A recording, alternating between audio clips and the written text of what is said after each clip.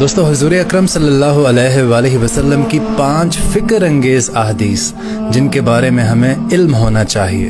آپ صلی اللہ علیہ وآلہ وسلم نے ارشاد فرمایا کہ جب تم میں سے کوئی رات کو جاگے تو اپنا ہاتھ دھوئے بغیر کسی برتن میں نہ ڈبوئے، حتیٰ کہ وہ 3 بار ہاتھ کو دھو ڈالے، کیونکہ وہ نہیں جانتا کہ اس کا ہاتھ سوتے وقت کہاں کہاں لگتا رہا ہے۔ آپ صلی اللہ علیہ وآلہ وسلم نے ارشاد فرمایا کہ تم اجنبی عورتوں کے پاس جانے سے بچو۔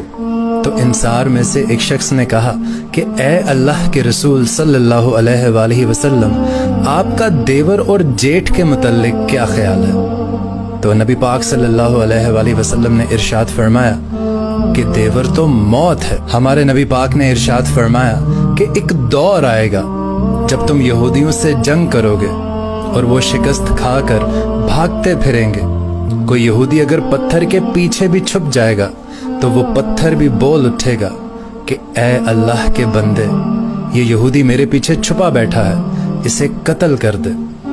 اور یہ حضرت امام مہدی کے ظہور کے بعد ہوگا۔ آپ صلی اللہ علیہ وآلہ وسلم نے ارشاد فرمایا کہ منافقوں پر فجر اور عشاء کی نماز سے زیادہ اور کوئی نماز بھاری نہیں، اور اگر انہیں معلوم ہوتا کہ ان کا ثواب کتنا زیادہ ہے اور وہ چل بھی سکتے نہ ہوتے تو وہ کمر کے بل گھسیٹ کر مسجد میں آتے۔